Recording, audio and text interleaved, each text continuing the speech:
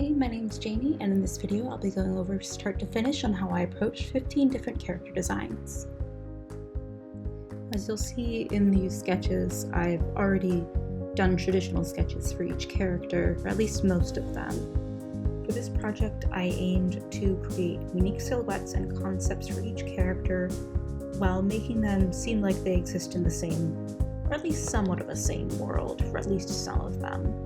I tried grouping each of these into threes in categories such as like party creatures, like we got a cake monster, and we got a clown in there, which is cute, and we got robots, which are fun, and we got fun creatures like this, which are a little more mundane. Then we got occult monsters type kind of thing, and there are also ostriches. So I made 3 out of 15 of these just ostriches, sort of an ostrich kingdom, just sort of for fun. I made these originally for a card series for my mini thesis last year, and each of the categories sort of had like a different kind of advantage over the other. Like, let's say the party cards always beat the monster cards, something like that.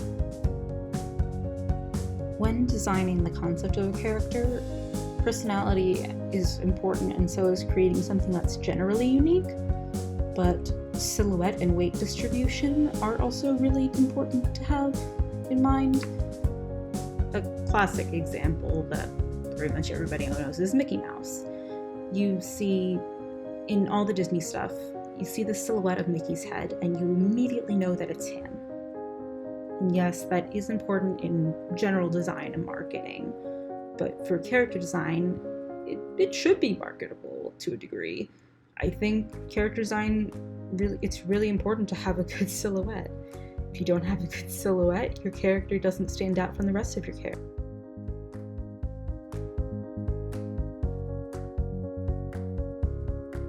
Additionally, when creating a character, it's really important to know what is their purpose, why do they exist, and do they achieve that in their design. Characters can have subcategorical purposes, but their personality, or at least their occupation or something like that, their species, should come through if that makes them, whatever makes them unique. There are a lot of ways to do this. The really important one is to just look at other character designs. How are other people approaching this thing? How can you approach it to make it different from how other people are approaching it? This can come across with posing, silhouette, general shapes you use to create the character. Shape language is super important, and every character has a different one. Some characters have circular heads or round heads and square or oblong bodies. Some characters are the opposite. This reflects in their personality, and this reflects in what they are and how they do it, what they do. Personally, I think designing the robot characters like this dinosaur here was really beneficial in my own learning for character design. It taught me a lot about different shapes and how to use them to create an interesting character. For this scorpion, I didn't end up using it, but I thought it was a really fun experiment in design. The next few designs you'll see, like this witch, she's not gonna be in there, but she's fun. She's fun. This explorer, though, I had so much fun with. Here we've got probably my spookiest design in here. This is the Lich King. I looked at a lot of different references for this. One of them was Adventure Time, but it wasn't my main influence. Though, in looking at it in hindsight, it does come across. Goblin was super fun. Wish I kept the shovel, but I like the pose. I like the pose. Probably the last thing I'm going to talk about in this video is coloring and rendering.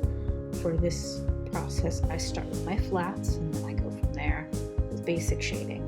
I went a little harder with shading than I normally do for these guys. They're a little more painterly rendered and slightly line widths, and I normally don't do lineless characters. What you're not going to see in this video is the backgrounds I did for each of these guys. I did end up doing a corresponding background for each of the 15 characters, but quickly, for the robot, I really had fun rendering the metal. It was a little more difficult than I thought it would be, but I love the texture. I love doing different textures. Since I did this for a mini thesis my junior year of college, I had to do these in groups, so I would get a certain amount done per week. I did about 9 of the sketches week 1, and then I did the other half week 2 minus 1. And after that, I made revisions, did line work, and then moved to coloring once I got my lines approved by my professor. While this was technically for school and class, this was a self-led project and self-proposed project as it was a thesis. I came up with the whole idea, and I'm really proud of it. It's one of my favorite projects I've made. My current thesis is a little different. I'm doing patterns. I might talk about that later. But I had a blast working on this, and I don't know if I'll continue this series or not. But regardless, I had a lot of fun, and I think it turned out really great.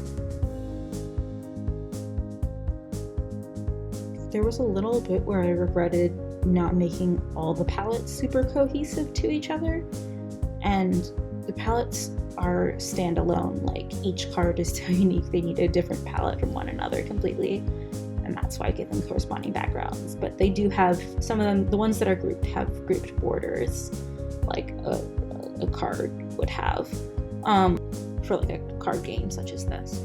Real quick, this is Confetti the Party Horse, the favorite thing I've ever created. The feathers, this whole palette was just so difficult to make cohesive.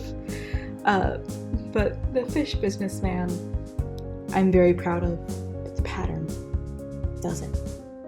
shouldn't lie like that. That's okay, it's in the past. Mouse Explorer, personal favorite.